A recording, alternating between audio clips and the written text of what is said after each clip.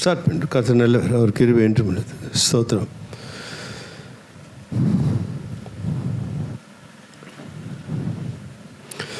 மகிமைக்கும் மாட்சிமைக்கும் துதிக்கும் ஸ்தோத்திரராகிய எங்கள் தேவனாகிய கர்த்தாவே, இந்த நாளின் காலை வேளையில் தேவரீர் எங்களில் மகிமைப்படும் வார்த்தை எங்களிலே நடத்த எங்களை தாழ்த்துகிறோம்.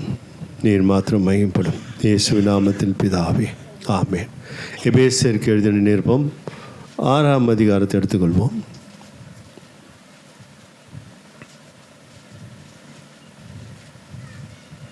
எபேசியர்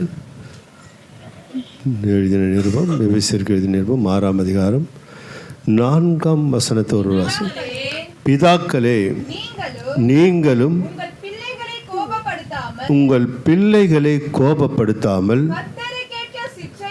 கர்த்தருக்கேற்ற சிட்சையிலும் போதனையிலும் அவர்களை வளர்ப்பீர்களாக. அல்லேலூயா சொல்லுமா? கர்த்தர் நல்லவர், அவர் கிருபை என்றும் உள்ளது. பிதாக்களே, நீங்களும் உங்கள் பிள்ளைகளை கோபப்படுத்தாமல், நீங்களும் அல்லேலூயா, நீங்களும் உங்கள் பிள்ளைகளை கோபப்படுத்தாமல் கர்த்தருக்கேற்ற சிட்சையிலும் போதனையிலும் அவர்களை வளர்ப்பீர்களாக. இது விசேஷமாய் தேவன் ஏதோ பிரதேசம் செய்யப்பட்ட இந்த குடும்பத்தாருக்கு மாத்திரமல்ல, குழந்தைகளை வளர்க்கிற எல்லா பெற்றோர்களுக்கும் உரிய ஒரு வார்த்தை, சபைக்கு கொடுக்குற திருவசனம் இது.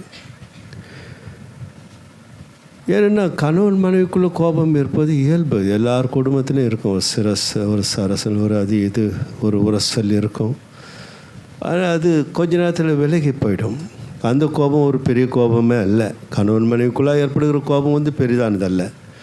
ஆனால் உங்கள் கோபம் உறவுகளிலே தெரிந்தெடுத்துல அந்த கோபத்தை நீங்கள் காட்டுவீர்கள் என்றால், உங்களுடைய தன்மானங்கள், உங்கள் மேல் வைத்திருக்க மதிப்பு, உங்கள் மேல் வைத்திருக்கிற கனத்தை நம்முடைய கோபத்தினாலே அது கரைய பண்ணுகிறோம். சிலருக்கு அது தெரியவில்லை. இப்போ நான் பாஸ்டர் மேலே கோபப்படுறேன்னா அது இயல்பு, அது ஒன்றும் பெரிய விஷயமே இல்லை. ஆனால் சில நேரம் அது ஒரு ஹவர் 1 ஹவர் இல்லை ஒரு பொழுது மறைந்துடும், அது சரியாயிடும். ஆனால் நீங்கள் கோபப்படுத்தாமல் நீங்கள் வெளியே உங்கள் நல்ல குணத்தை காட்டும் பொழுது அந்த குணம் குடும்பத்திற்கு உதவும். அல்லேலூயா. வெளியே தான் முக்கியம். நம்ம வாழ்கிற வாழ்க்கையில் நம்ம சுற்றி சில சூழ்நிலையில் நமக்கு சாதகமாக இல்லாமல் இருக்கலாம். நம்மை நெருக்கி ஏவுகிற காரியங்கள் இருக்கலாம். நம்மை எதிர்க்கிற சில சூழ்நிலைகள் இருக்கலாம். நாம் அந்த காரியத்தை குடும்பத்தில் கொண்டு வந்து நம்ம கோபமாய் பேசும்பொழுது பிள்ளைகள் அதை கவனிக்கிறார்கள்.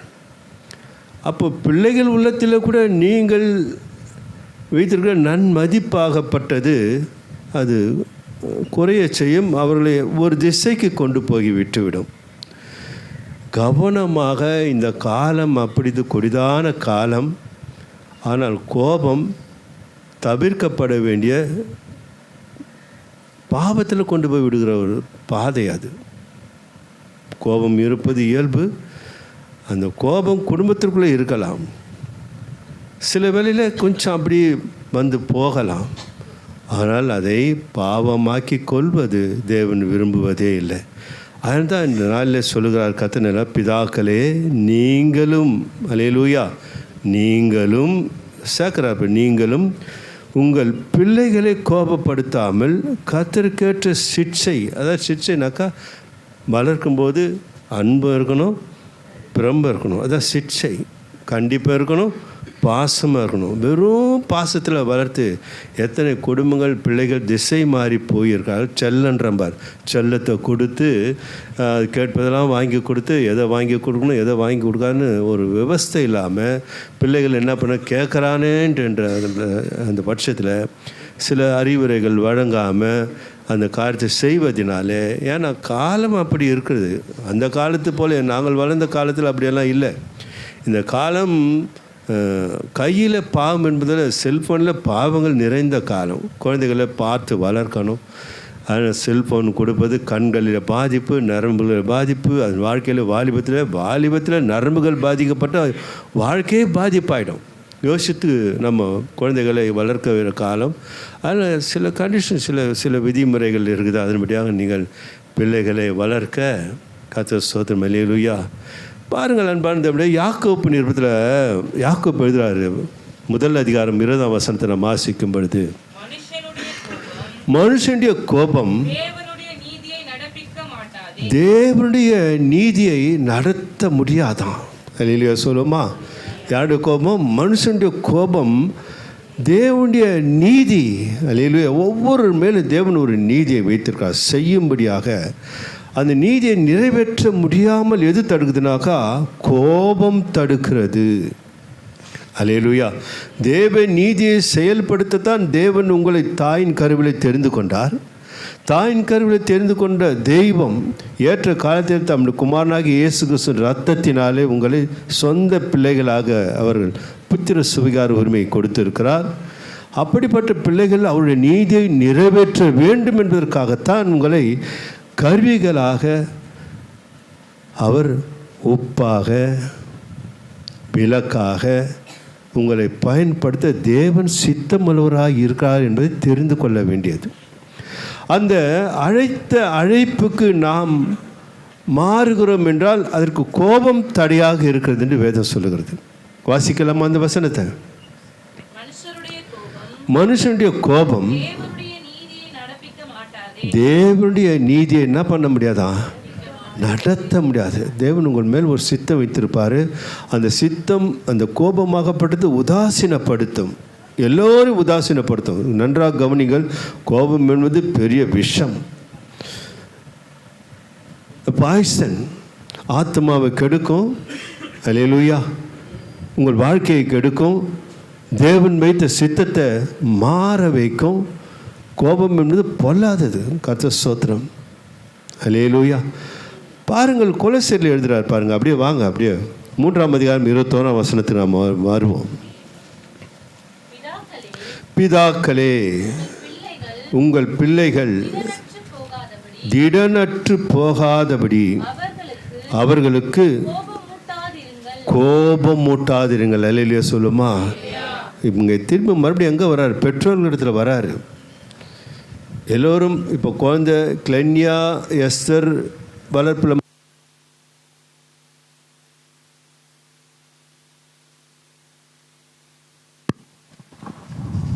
கிளென்யா எஸ்தருடைய வளர்ப்பில் மாத்திரம் அந்த தாய் தப்பன் மாத்திரம் இந்த போதனை இல்லை. வாலிபர்கள் வரைக்கும், திருமணம் ஆகாதவர்கள் வரைக்கும் ஒவ்வொரு தாய் தகப்பனுக்கும் உரிய ஒரு வார்த்தை இந்த பிரசங்கம். அல்லேலூயா. பாருங்கள், பிதாக்களே, பெற்றோர்களே, உங்கள் பிள்ளைகள் திடனற்று போகாதபடி, என்னவா அப்படின்னா பலனற்று போகாதபடி, பலன் இல்லாமல் ஆவிக்கிற பலவீனத்தை அவர்கள் அடையும்படியாக உலக பிரகாரமான செயல்கள், உலக பிரகாரமான அந்த ஆவின்னு கூட சொல்லலாம், உலக பிரகாரமான அந்த பலன் கூட சொல்லலாம். கர்த்தர் ஸ்தோத்திரம். அல்லேலூயா. ஆண்டவர் எழுதுகிறார் என்றால் ஒரு காரணத்திற்காக கர்த்தர் வார்த்தை எழுதுகிறார். பலனற்று போகாதபடி. அப்புறம் என்ன சொல்ற? ஸ்தோத்திரம். அவர்களுக்கு கோபம் மூட்டாதிருங்கள். அல்லேலூயா. இப்போ ஒரு கடைக்கு குழந்தை அனுப்புகிறேன்னு வச்சுங்க, நம்ம அதை எப்படி சொல்லி அனுப்புனாக்கா போகும், அந்த குழந்தை சொல்கிற வேலையை செய்யும்.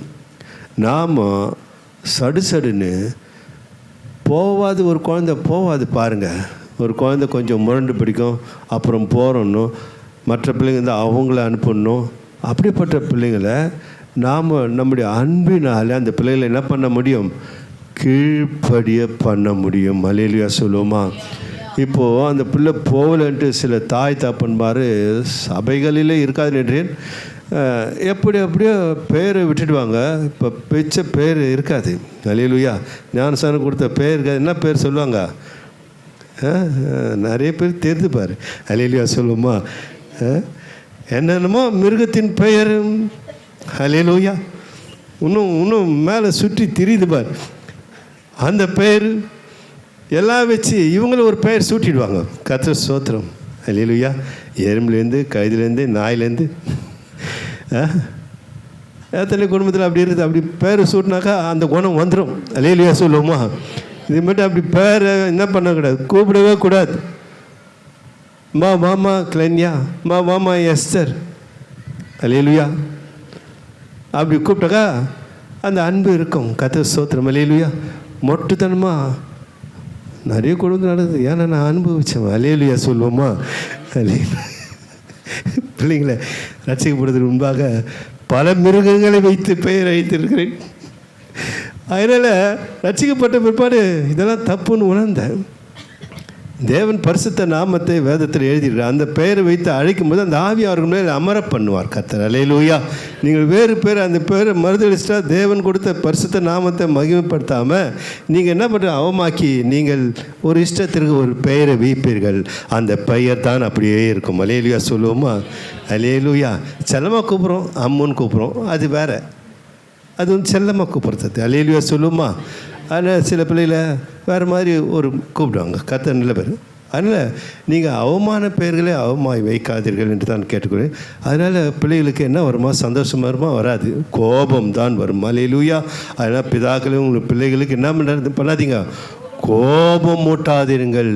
அல்லேலூயா. ஏன் அவர்கள் பலனற்று போகிறார்களாம். எதில்? சங்கீதம் 127க்கு வருவோம். 3ஆம் வசனம், 4ஆம் வசனத்தை வாசிக்கலாம். கவனிங்க, நான் ஏற்கனவே இதை வாசித்திருக்கிறேன் உங்கள் மத்தியில்.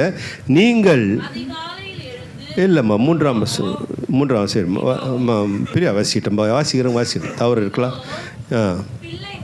இதோ பிள்ளைகள் கர்த்தரால் வரும் சுதந்திரம், கர்ப்பத்தின் கனி, அவரால் கிடைக்கும் பலன். அப்புறம் வால வயதின் குமாரர் பலவான் கையில் அம்புகளுக்கு. இந்த வசனத்தை கொஞ்சம் கோட் பண்ணி பாருங்களேன். குழந்தைய காட்டுறாரு, அப்படியே எங்கே காட்டுறாரு? வாலிபரில் காட்டுறாரு. கர்த்தர் ஸ்தோத்திரம். அருமையான குடும்பத்தாருடைய அந்த இந்த வசனம் தான் வாசித்தேன். இதோட 2வது இந்த முறை வாசிக்கிறது நான். அல்லேலூயா. ஆனால் அன்பு தேவனுடைய பிள்ளைகளே, இதோ பிள்ளைகள் கர்த்தரால் வரும் சுதந்திரம். அவர் கொடுக்குற ஒரு சுதந்திரம் இது. அந்த சுதந்திரம் கர்ப்பத்தின் கனி, அவரால் கிடைக்கிற நல்ல பலன் அது. அதனால் சொல்றாரு, பால வயதின் குமாரர் பலவான் கையில் உள்ள அம்புகளுக்கு ஒப்பாய் இருக்கிறார்கள். நாம் நாணயம் அது 2 பக்கமும் அது அழகாக இருந்தால் தான் செல்லுபடி ஆகும். அதே போல தான் வாழ்க்கை கூட. லேவியராகும் புத்தகம் 27ஆம் அதிகாரம் முதல் 2 வசனத்தை வாசிக்கலாமா? பின்னும் கர்த்தர் மோசேயை நோக்கி, நீ இஸ்ரவேல் புத்திரரோடு சொல்ல வேண்டியது என்னவென்றால், யாதாம் ஒருவர்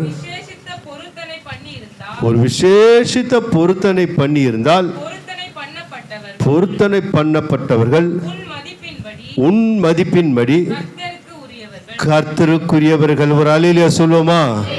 இப்போ கிளன்யா எஸ்தர் யாருக்குரியது? கர்த்தருக்குரியது. இன்று பொருத்தனை பிரதிஷ்டை செய்திருக்கிறார்கள். அதனால் பிறப்பினாலே வெளிப்புறமாக அந்த மாம்சத்துக்கு தான் அவர்கள் சொந்தமே தவிர அந்த ஆத்மா. எசேக்கியேல் புத்தகம் 18ஆம் அதிகாரம் 4ஆம் வசனத்தை நாம் வாசிக்கும் பொழுது அங்கே பார்க்கலாமே, இதோ எல்லா ஆத்துமாக்களும் என்னுடையவைகள். தகப்பனின் ஆத்துமா எப்படியோ அப்படியே மகனின் ஆத்துமாவும் என்னுடையது. அல்லேலூயா சொல்லுமா? நல்லா கவனிக்க வேண்டியது இங்கே தான். நாம் என் பிள்ளைன்னு சொல்கிறோம். கர்த்தர் ஸ்தோத்திரம். அல்லேலூயா. நல்லது. என் மகன் வெளிப்புறமான ஆசீர்வாதத்துக்கு எவ்வளோ முயற்சி எடுக்கிறாங்க தெரியுமா?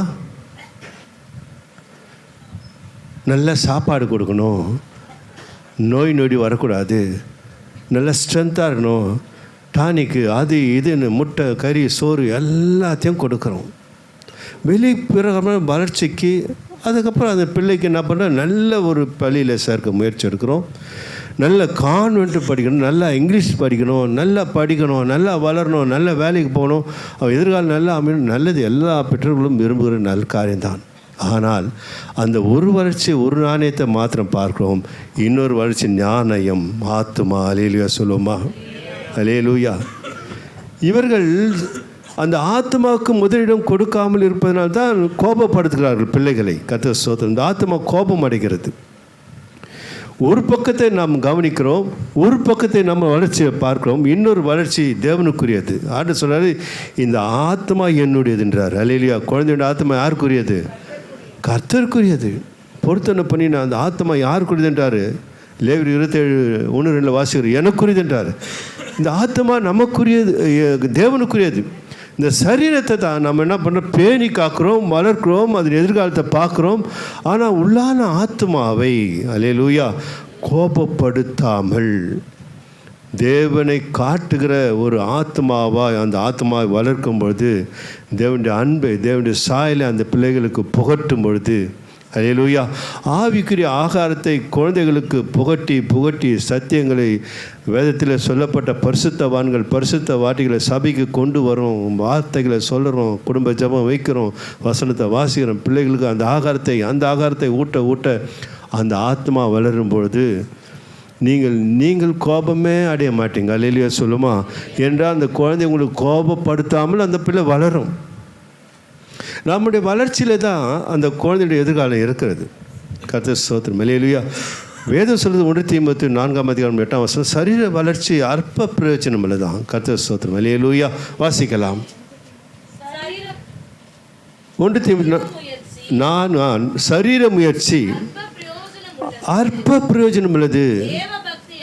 தேவ பக்தியானது இந்த ஜீவனுக்கும் இதற்கு பின்வரும் ஜீவனுக்கும் வாக்குத்தத்தம் உள்ளதாகையால் எல்லாவற்றிலும் அல்லேலூயா சொல்லுமா, எல்லாவற்றிலும் என்னவாயிடுது, அது பிரயோஜனமாகிடுது. நம்ம வெளிப்புறமாக காரியங்களை தான் நம்ம பார்க்குறோம், வெளிப்புறமாக பிள்ளைகளை உடுத்துகிறோம், வெளிப்புறமாக உலக வாழ்க்கைக்காக பிள்ளைகளை வளர்க்குறோம். அது மிகவும் சிறந்தது. அல்லேலூயா. ஆனால் உள்ளான மனுஷனை வளர்க்க யார் ஆசிரியர்கள்? முதல் ஆசிரியர்கள் யார்? தாயும் தகப்பனும் தான் முதல் ஆசிரியர்கள். அப்புறம் நீ எங்கே கொண்டு போய் சேர்க்கிறியோ அப்புறம். ஒரு தாயின் தகப்பன்மா குடும்பத்தில் இருந்து அவர்களை வழி நடத்தும்போது தான் அவர்கள் உங்களிடத்தில் கற்றுக்கொண்டு தான் அவர்கள் மற்ற காரியங்களை கவனம் செலுத்த முடியும். நீங்கள் அவளை கோபப்படுத்தி அந்த ஆத்மாவை சிதைக்கும்போது சில குடும்பங்களிலே அந்த பிள்ளை தாயின் தகப்பனுக்கும் வளர்ச்சியில் எதிரியாய் மாறிவிடுகிறது. அது யாரிடத்தில் இருக்கிறதுனா, குழந்தைகள் பிறக்கும்போது பாவத்தோடு தான் பிறக்கிறார்கள். ஆனால் வளர்ச்சியில் பாவம் இல்லாமல் வளர்ப்பது நம்முடைய கையில் இருக்கிறது. அல்லேலூயா. இதைத்தான் வேதம் சொல்லி, பிதாக்களே உங்கள் பிள்ளைகளை கோபப்படுத்தாமல் கர்த்தருக்கேற்ற பலன் உள்ளவர்களாய் வளர்த்து பாருங்கள். அது யாருடைய கருத்தில் போய் சேருமா? பலவான் கையில் அம்புகளுக்கு கர்த்தருடைய கைகளுக்கு போய் அந்த பிள்ளை பிள்ளை போய் சேரும்பொழுது அதுக்கு சொல்லிக் கொடுக்க வேண்டியதில்லை. ஜபத்தில் கரெக்டாக இருக்கும், ஊழியத்தில் கரெக்டாக இருக்கும், படிப்பில் கரெக்டாக இருக்கும், தாய் தகப்பனுக்கு கீழ்ப்படியும், பெரியவர்களை மதிக்கும். எல்லாத்தையும் யார் கற்றுக் கொடுத்தனா? ஸ்கூலில் கற்றுக் கொடுக்க மாட்டாங்க. ஸ்கூலில் அவன் படித்தானா, பாடம் எழுதுனானா, மார்க் வாங்கினா, இதுதான் கவனம், நல்லது அவன் எதிர்காலத்திற்கு அதெல்லாம். ஆனால் அந்த எதிர்காலம் பொய்யாய் மாறி எத்தனை பிள்ளைகள் கர்த்தர் ஸ்தோத்திரம். அல்லேலூயா. 2 கொரிந்தியர் புத்தகம் 12:14 வாசிக்கும் பொழுது,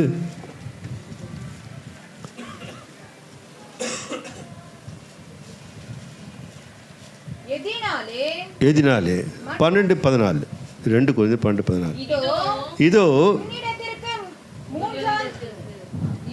கரெக்டுமா, முன்னிடத்திற்கு இதோ உங்களிடத்திற்கு 3ஆம் தரம் வர ஆயத்தமாய் இருக்கிறேன். நான் உங்களை வருத்தப்படுத்துவதில்லை. நான் உங்களுடையது அல்ல, உங்களையே தேடுகிறேன். பெற்றாருக்கு பிள்ளைகள் அல்ல, பிள்ளைகளுக்கு பெற்றார்களே பொக்கிஷங்களை சேர்த்து வைக்கணும். இது நடைமுறை தானே. பிள்ளைகளுக்கு தாய் தாப்பன் தான் பொக்கிஷத்தை சேர்த்து வைக்கணும். ஏன் இது எழுதுகிறாரு? கொரிந்திய சபையில் இருக்கும்போது பல குடும்பங்களுக்கு அப்போஸ்தலன் பவுல் போகும்போது சொல்கிறார், இதோ உங்களிடத்திற்கு 3ஆம் தரம் வர ஆயத்தமாக இருக்கேன்றார். நான் வரப்போகிறேன்றார், தெரிவிக்கிறார். அந்த குடும்பத்தில் போக போகிறேன். நீங்கள் எப்படி இருக்கிறீங்க அதை நான் பார்க்கலை. இந்த காலத்து மொழி பிரகாரம் பேச உங்கள் வீட்டில் ஃப்ரிட்ஜ் இருக்குது, பீரோ இருக்குது, ஃபேன் இருக்குது, லேப்டாப் இருக்குது, என்னென்ன இருக்குது, எல்லாம் டிவி இருக்குது, அது இருக்குதுன்ற அந்த காலத்தில் அப்படியெல்லாம் இல்லை. இருந்தாலும் அந்த வீட்டில் செழிப்பை பார்க்குறார். அந்த வீட்டில் செழிப்பை பார்க்கும்போது ஆனால் செழிப்பு இருக்குது, என்ன இல்லைனாக்கா அங்கே அனுபவபூர்வமாக குடும்பத்தில் சமாதானம் இல்லை, சந்தோஷம் இல்லை. இவங்க எல்லாவற்றையும் சேர்த்து வைக்கிறாங்க. அவர் வரும்போது சொன்னார், என் பிள்ளைகளுக்கான எல்லாம் கோதுமை மணிலாம் சேர்த்து வச்சாலும் குழந்தைங்களுக்கு சேர்த்து வச்சுக்கிறேன், அது சேர்த்து வச்சுக்கிறேன் ஐயா அப்படின்றாங்க. ஆனால் அவங்களோட ஆவிக்குரிய வாழ்க்கையில் பார்த்தா, பிள்ளைகளை பார்த்தா சரியில்லை. அதான் சொல்கிறார், நான் 3ஆம் தரம் என்ன பண்ணுறேன், ஆயத்தமாக இருக்கிறேன்றார். நான் உங்களை வருத்தப்படுத்துவதில்லை சொல்கிறார் பாரு. நான் உங்களை என்ன பண்ணல, கோபப்படுத்தலைன்றார். பரிசுத்த பவுல் எழுதுகிறார். ஏன்னா அவர் சொல்லியிருப்பார், நீங்கள் இதெல்லாம் கரெக்டாக, நீங்களாம் செய்யறது கரெக்டாக, பிள்ளைகளுக்கு சேர்த்து எழுதான். இது நிற்குமா நிற்காதான்னு எனக்கு தெரியாது. ஆனால் பிள்ளைகளுக்கு நீங்கள் சாட்சிகளாக, நிருபங்களாக, நீங்கள் முன்மாதிரிகளாக இருங்கள். பிள்ளைகள் வழிநடத்தில் கொஞ்சம் கவனம் இருக்கட்டும். அந்த பிள்ளைகளுக்கு அந்த ஆசிரம் தான் நிலைத்திருக்கும். இந்த வாழ்க்கைக்கு மாத்திரம் நித்திய ஜீவனுக்கும் அதுதான் முக்கியமானது. என்ன போதிச்சுட்டு போகிறாரு, பார்த்தாக்கா 2வது முறை வர்றாரு, சரியில்லை. அப்போ கொஞ்சம் வருத்தம் ஆகிடுது. மறுபடியும் போய் 3ஆம் முறை சொல்ல போகிறது நான் சொல்கிறதுல நீங்கள் என்ன பண்ணாதீங்க, வருத்தம் படாதீர்கள். என்ன அவர் அப்பா ரொம்ப ரொம்ப கண்டிஷன் பண்ணுறாரு, ரொம்ப எச்சரிக்கிறாரு. நான் பசங்கிட்ட சொல்லுவேன், கிளைக்கிட்ட சீசுக்கிட்ட சொன்னாய், கசப்பு மருந்து ஆனால் சாப்பிட்ணும். கலையிலேயே சொல்லுமா, கசப்பு மருந்து சாப்பிட்டா தான் உடம்புல இருக்கிற கசப்பு போகும், சரீரம் எப்படி இருக்கும், இனிமையாக இருக்கும். கலையிலேயே சொல்லுவோமா, இனிப்பாக இருக்கும், அதான் சுகமாக இருக்கும்னு. நீங்கள் கசப்புன்னு அது உடம்பு கசப்பாக மாறிடும். நீங்கள் கசப்பு தோற்புன்னு நீங்கள் அதை தள்ளினீங்கனாக்கா அப்புறம் நீங்கள் கசப்பு தோற்பாக மாறிடுவீங்க. நீங்கள் உடம்பு கசந்து போகும். ஆனால் கசப்பு தோற்பை நீங்கள் என்ன பண்ண தள்ளவே கூடாது. மருந்தாக இருக்கலாம், கசப்பாக இருக்கலாம், அது சாப்பிட்டா தான் சரீரம் எப்படி இருக்கும், இனிமையாக இருக்கும். வெறும் இனிப்பை மாத்திரம் நம்ம தேடுவோம் என்றால் உடம்பு கசப்பாய் மாறிடும்னு அட்வைஸ் பண்ணிடுறேன். சாப்பிட்றான்னு அல்லேலூயா சொல்லுமா. ஆமாம், அதே போல தான் வாழ்க்கை எச்சரிப்பும் பிரம்பும் கசப்பு போல தான் இருக்கும். எச்சரிக்கிற ஆவியானவர் வாழ்க்கையில் எச்சரிப்பு மிகவும் அவசியம். எச்சரிப்பு தான் ஆசீர்வாதத்தின் வாசலில் கொண்டு போய் விடுமே தவிர உங்களை நான் ஆசீர்வதிக்கிறேன் என்று சொல்வதனால எந்த பிரயோஜனமே இல்லை. அது அற்ப பிரயோஜனம். அற்ப சரீரத்தை போல. அல்லேலூயா. சரீர வளர்ச்சி என்ன பிரயோஜனமா, அற்ப பிரயோஜனம். தாய் தகப்பன் பிள்ளைன்ற வெளிப்புற வளர்ச்சியை பார்ப்பதில் கவனத்தை 60%, மீதி 40% எங்கே இருக்கணும், உள்ளான மனுஷனுக்கு நீங்கள் செலவிட பண்ணால் சொல்ல, நான் என் நேரத்தை செலவிடுகிறேன்றார். அப்போ என்ன பண்ணும், குழந்தைங்க சொல்லுவதை காட்ட சொல்லக்கூடாது. சோத்திரம் அல்லேலூயா.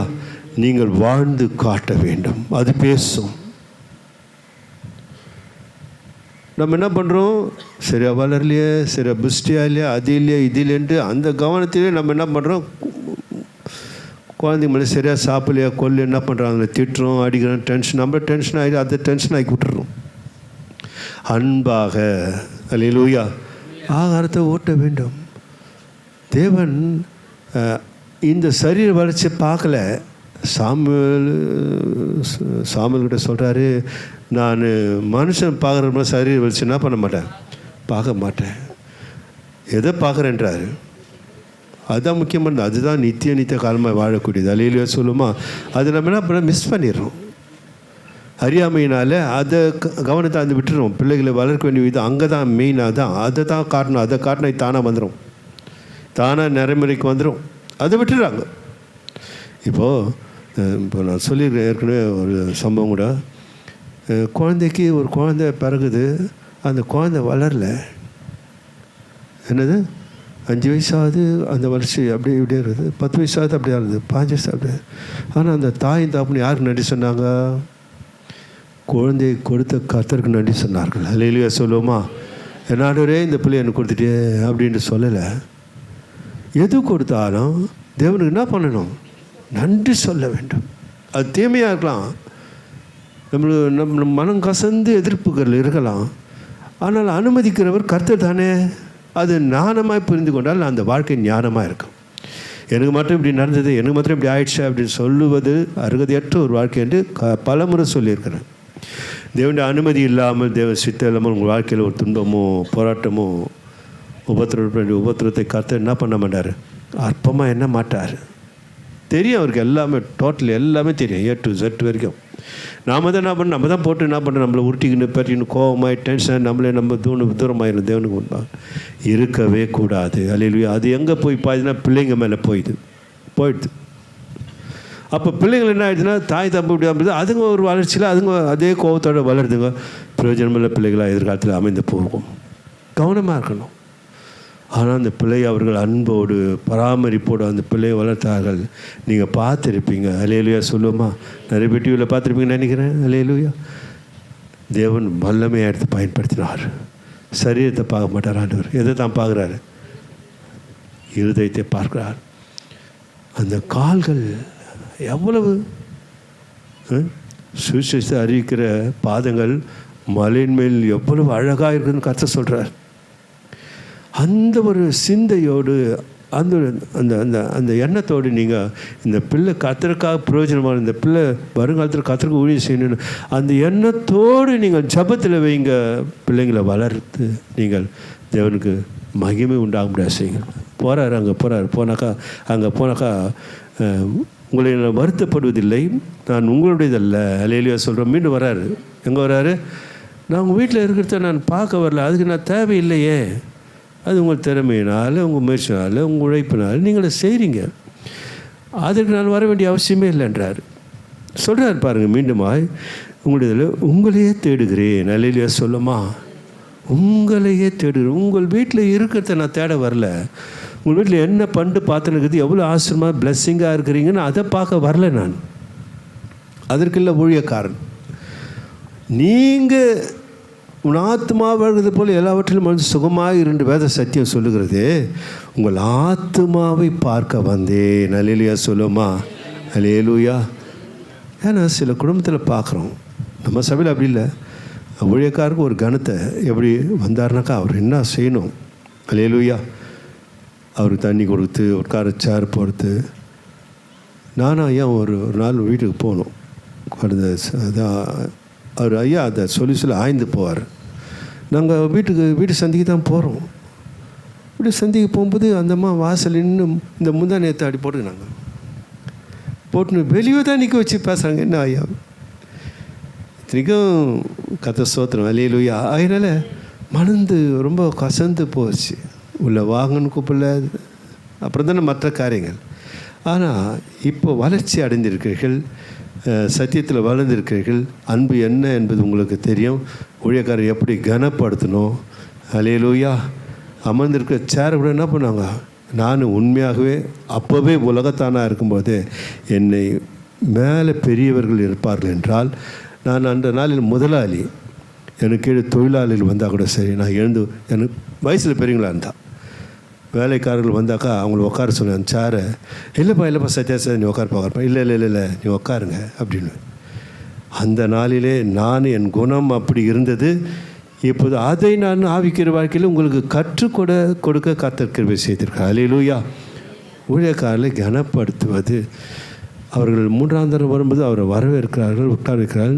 நான் உங்களுடையதில் உங்களையே. அல்லேலூயா. நீங்கள் உங்கள் பிள்ளைகளோடு எப்படி சஞ்சரிக்கிறீர்கள், எப்படி சமாதானமாக வாழ்கிறீர்கள், பிள்ளைகள் உங்களுக்கு கீழ்ப்படுகிறார்களா, பிள்ளைகளோடு நீங்கள் இசைந்து வாழ்கிறீர்களா என்று அவர்களை பார்க்கத்தான் வந்தாரே தவிர, அதைத்தான் விசாரிக்க வந்தாரே தவிர, நீங்கள் நலமாக இருக்கிறீர்களா, சுகத்தோடு இருக்கிறீர்களா. வாசிக்கலாம். ஆகையினால பெற்றாருக்கு பிள்ளைகள் அல்ல, பிள்ளைகளுக்கு பெற்றார்களே பொக்கிஷங்களை சேர்த்து வைக்க வேண்டும். அப்போது இது இயல்பு தான். எல்லா தாய் தகப்பனும் பிள்ளைகளுக்கு தான் பொக்கிஷம் சேர்த்துப்பாங்க. இங்கே ஏன் எழுதுறாருனாக்கா அந்த பொக்கிஷம் இல்லை, அந்த பொக்கிஷம் அல்ல. சில குடும்பங்களில் பார்க்குறோம், தாயின் தகப்பனும் ஏழையாக இருப்பாங்க, ரொம்ப அடுத்த சாப்பாட்டு கஷ்டப்பட்டு. ஆனால் அவர்கள் கஷ்டப்பட்டு தம் பிள்ளையை வளர்த்து அந்த பிள்ளைகள் படித்து பெரிய ஆளாகி அந்த பிள்ளைகள் வசதியாகி அந்த பிள்ளைகள் தாயின் தகப்பனை வசதியாக அமர வைத்து பராமரிக்கிறார்கள். ஏன்? தாயின் தகப்பனும் விதைத்த விதை. எதலிலே சொல்லுமா? அல்லேலூயா. அவர்கள் விதைத்த விதை, அவர் அந்த நாளிலே சொல்லி கொடுத்த பாடம், அந்த முயற்சிகள், ஏழ்மையிலும் சாப்பாடில்லா சூழ்நிலையும் பிள்ளைகளை படிக்க வேண்டும் என்று அதனால் அந்த பொக்கிஷத்தை அவர்களுக்கு கொடுத்தார்கள். அல்லேலூயா சொல்லுவோமா? உலகப்புறம் பொக்கிஷம் இல்லை அவர்களிடத்தில், ஆனால் பொக்கிஷம் இருந்தது. நல்ல குணசாலியான பிள்ளைகளை வளர்க்க வேண்டும், அன்பில் வளர்க்க வேண்டும், கீழ்ப்பதில் வளர்க்க வேண்டும், கணவன் மனைவி இணைந்து பிள்ளைகளை வளர்த்த அந்த பொக்கிஷம் இருக்குதா, அந்த பிள்ளைகள் வளர்ச்சியில் பெரிய டாப்பில் வந்துட்டாங்க. இப்போ அந்த பிள்ளைகள் தாயின் தாப்புன்னு வீடு எல்லாம் கட்டிக்கிட்டு நல்லா வாழ்ந்து நல்லா அழகாக இருக்காங்க. ஆனால் வார்த்தையாக இந்த பிள்ளைகள் செய்கிற சம்பாதிக்கிற பொக்கிஷம் தாய் தகப்பன்னு போய் சேராது. அல்லேலூயா. என்னதான் அவர்கள் வசதி வாய்ப்புகளை உருவாக்கினோட தாய் தகப்பன்னு போய் சேராது. அவர்கள் தான் செஞ்சுட்டாங்க. இப்போ யாருக்கு போய் சேருது அந்த பொக்கிஷம்? சொத்து சுகம் யாருக்கு போய் சேரும்? பிள்ளைகளுக்கு தான் சேரும். ஆனால் அப்படிப்பட்ட தாயின் தகப்பனையும் கனப்படுகிற பிள்ளைகள் தாம் பெற்ற பிள்ளைகளுக்கு என்னத்தான் முதல்ல சேர்த்து வைப்பாங்க? பொக்கிஷம், நல்ல பொக்கிஷ சாலைகளை திறந்து வைப்பார்கள். சொல்லுவாங்க, டேய் மகனே, எங்கள் அப்பா அம்மா ஏழ்மையில் அடுத்தவரை சாப்பாட்டுக்கு இல்லாமல் நான் ஸ்கூலுக்கு போனேன். ஆனால் உங்கள் அப்பா அம்மா அப்படி இல்லை. எப்படிங்கிறாங்க? வசதியாக பங்களாவோட காரோடு எல்லாம் இருக்கிறாங்க. ஜாக்கிரதை, நேரம் பொண்ணானது, காலத்தை பிரயோஜனப்படுத்திக்க என்று இவன் என்ன பண்ணுவாங்க? தன் சாட்சியை பிள்ளைகள் சொல்லுகிற எத்தனை குடும்பங்கள் இருக்கிறது. அல்லேலூயா. அந்த பிள்ளைகளை அப்படி வழிநடத்தி தன் அன்பிலே கட்டுப்படுத்தி அந்த பிள்ளைகளை வளர்க்கும்போது அந்த பிள்ளைகள் வளர்ந்து தாயின் தகப்பனை பாதுகாக்கிறது. உலகப்பிரகாரமான வாழ்க்கையில் இப்போது ஒன்றும் இல்லை. இப்போது சமீபத்தில் ஒரு சம்பவம் நம்மெல்லாம் பார்த்துருப்போம். திருத்தணியில் ஒரு சம்பவத்தை யாரெல்லாம் கேட்டிருப்பீங்கள்ல. வாலிப பிள்ளைங்க, என்ன வயசு இருக்கும்? 17-18 வயசு இருக்கும். ஒரு வடகத்தி, அவன் பாவம், அவன் அண்டி பிழைக்க வந்தவன், அவன் ஒரு பாவம், ஒரு பாவப்பட்ட ஜென்மம். அவன் டிக்கெட்டு எடுத்துகிட்டு வந்து என்ன பண்ணுறான்? ஹாஸ்டலில் உட்காந்துக்கிறான். அந்த காட்சியில் யாரெல்லாம் பார்த்தீங்கன்னு தெரியல. அப்போ எங்கேயும் அந்த வளர்ப்பு கொஞ்சம் சரியில்லாத போயிடுச்சு. வேறு ஒன்றும் இல்லை, தருதலையாக போயிடுச்சு. அது கொலை கருவிகளை வைத்து கொண்டு அந்த பையனை அடித்து துன்புறுத்தி திருத்தணியில் வரும்போது இறக்கி, அப்புறம் அந்த பையனை பாவம் ஒரு பங்களாவுக்கு பாழ்ந்த வீட்டில் கொண்டு போய் அவனை துன்பப்படுத்தி அவனை வேதனைப்படுத்தி. யார் காரணம்? இது முதல் காரணம் யார்? பெற்றோர்கள். பிள்ளை வளர்க்கின்ற விதத்தில் இருந்தால் அந்த பிள்ளைகள் சீராக இருந்திருக்கும். அது உலகத்தார் பிள்ளையாக இருக்கும், ரட்சிக்கப்படாத பிள்ளையாக தான் இருக்கலாம். கர்த்தர் ஸ்தோத்திரம். அல்லேலூயா. அதனால் பிள்ளைகள் இதை அந்தளவு போகாது. எந்த அளவு சொல்கிறேன், உலகம் இப்படி கெட்டு போயிருக்குதுன்ற. நாம் பொத்தி பாதுகாத்தாலும் உலகம் பாவம் நிறைந்த உலகமாக இருக்கிறது. இதற்கு முதற் காரணம் தாயின் தகப்பன் முன்மாதிரிகளாக. அல்லேலூயா. அதாவது நான் சொல்கிறேன், வெளிப்புறத்தில் யாரையும் நீங்கள் கோபப்படுத்தாமல், அவர்கள் உங்களை கோபப்படுத்தாமல், நீங்கள் கோபம் கொள்ளாமல், அந்த கோபத்தை தேவனுக்கு முன்பாக கொண்டு வந்து வீட்டில் பகிர்ந்து கொள்ளாமல், கர்த்தர் ஸ்தோத்திரம். அல்லேலூயா. அதை பிள்ளைகளுக்கு சமாதானத்தை ஆகாரமாய் கொடுங்கள். கோபம் கொடிதானது. அல்லேலூயா. அதனால் கோபத்தை விட்டு விடுங்க. இந்த நாளிலே, திருப்பதி நாளிலே, கர்த்தர் ஸ்தோத்திரம். அல்லேலூயா. அதனால் அற்ப பிரயோஜனம் இல்லாது. சரீர வளர்ச்சி அற்ப பிரயோஜனம் உள்ளது. ஆத்மா தேவனுக்குரியது, சரீரம் குடும்பத்திலே தாய் தகப்பனுக்குரியது. நான் ஒரு ஒரு ஒரு ஒரு உதாரணத்துக்கு சொல்கிறேன். கர்த்தர் ஸ்தோத்திரம். ஏன்னா சரீரம் போகிறதில்ல. கர்த்தர் ஸ்தோத்திரம். மாம்சம் சரீரம் பரலோக ராஜ்யத்தை என்ன பண்ணாது? சுதந்தரிக்காது. ஆத்மாவுக்கு தேவன் மறுரூபத்தை கொடுக்குறாரு. அந்த மறுரூபம் தான் பரலோகத்துக்கு போகும். அந்த மறுரூபம் தான் நன்மையை அனுபவித்தா இருந்தாலும் தீமையை அனுபவிப்பதாக இருந்தாலும் ஸ்தோத்திரம். அந்த ஆத்மாவிலே கொடுக்குற மறுரூபம் தான் நரகத்தில் போய் வேதனைகளை அடையாதபடிக்கு. அல்லேலூயா. இங்கே காலத்தை என்ன பண்ணிக்கணும்? பிரயோஜனமாக்கிக்கணும். நீங்கள் முதலிலே கோபம் படக்கூடாது. நான் இன்னிலேருந்து ஒரு தீர்மானத்தை கூட பாசமாக கூட என்ன பண்ணக்கூடாது? நான் கோபப்பட இன்னி காலையில் கூட கொஞ்சம் துருக்குன்னு கோபப்பட்டேன். அதனால் கோபம் என்பது இனி என்ன கிடையாது, இனி இருக்காது என்று நான் இந்த திருச்சபையில் நான் அறிவிக்கிறேன். அல்லேலூயா சொல்லுவோம். மர்சி பார்க்குறாங்க. ஐயா அதை நிறைவேற்றுங்க ஐயா. எப்போ அது எப்போனா ரேரு, அடிக்கடி கிடையாது. எப்போனா ஒரு டைமில் யார் எங்களுக்குள்ளே சொந்த பிரச்சனை வராது, எங்களுக்குள்ளே எந்த சண்டையும் எங்களுக்குள்ளே கோபம் வராது. பிள்ளைங்களால தான், அவங்களால இப்போ கூட வளர்ந்த பிள்ளை அவங்களால தான் எங்களுக்கு சில கோபம் வரும் தவிர சில என்ன இப்படி ஆயிடுச்சு அப்படின்னு கோபப்படும் தவிர எங்களுக்குள்ளே எனக்கு அது செய்யலை இது செய்யலை, கறி வைக்கல, மீன் வைக்கல, குழம்பு வைக்கல, சோறாக்கல, அந்த கோபம் ஒரு நாள் இருந்தது கிடையாது. அதை பற்றி கோபப்பட வேண்டிய அவசியம் வேலையே இல்லை எனக்கு. அல்லேலூயா சொல்லுவோமா? அதனால் கர்த்தர் நல்லவர். குழந்தைகளால் பிள்ளைகளால் வருகிற கோபமாக தவிர வேறு எந்த கோபம் எங்கள் இடத்துல அது கூட வேண்டாம் தள்ளி வைக்கிறேன். ஏன்னா பிரசங்கத்தை ஆரம்பிச்சுட்டேன். கோபப்படாதீங்க. அல்லேலூயா. வாசிக்கலாமா? 6 நாள் எபேசியர் 6 நாள் வருவோம். பிதாக்களே நீங்களும் உங்கள் பிள்ளைகளை கோபப்படுத்தாமல் கர்த்தருக்கேற்ற சிட்சையிலும் போதனையிலும் அவர்களை வளர்ப்பீர்களாக. ஆர்டர் இது, ஆணையிடுகிறார் கர்த்தர். ஒரு இடத்துல சட்டத்தை கொண்டு வைக்கிற, இப்படி தான் வளர்க்கணும். ஏன்னா அந்த பிள்ளை அப்படி வளர்த்துனா உனக்கும் பிரயோஜனமாக இருக்கும், அந்த ஆத்மா எனக்கும் சொந்தமாயிடும். அல்லேலூயா சொல்லுவோமா? அல்லேலூயா. எனக்குரியது அந்த ஆத்மா உங்கள்கிட்ட கொடுத்துக்கிறேன், பொறுப்பு கொடுத்துருக்குறேன். உன் பிள்ளையாக இருக்கலாம், அதுக்குள்ளே இருக்கிற ஆத்மா எனக்குரியது என்றார் ஆண்டவர். அல்லேலூயா. அந்த ஆத்மாவை நரத்து கொண்டு போக முடியாத வாழ்க்கையை நம்ம உண்டு பண்ணினோம்னா நாமளை பதில் சொல்ல வேண்டியது வரும். ஜாக்கிரதையாக இருக்கணும். அப்போ முழு முதற் காரணம் கோபம். கோபத்தை என்ன பண்ணிடணும்? ஒருத்தர்கிட்ட அட்ஜஸ்ட்மெண்ட் பண்ணி ஒருத்தர் விட்டு கொடுத்து நம்ம வாழ்வோம். நிச்சயமாக கோபமும் வராது. கோபம் இல்லாத வாழ்க்கை அன்பால் கட்டப்படும். அன்பால் கட்டப்படும் வாழ்க்கை எதிர்காலத்தில் பிள்ளைகள் வாழ்க்கை கட்டப்படும். கர்த்தர் உங்களை ஆசீர்வதிப்பார். அல்லேலூயா. அது ரொம்ப முக்கியமானது. நாம் எழுந்து நிற்கலாம்.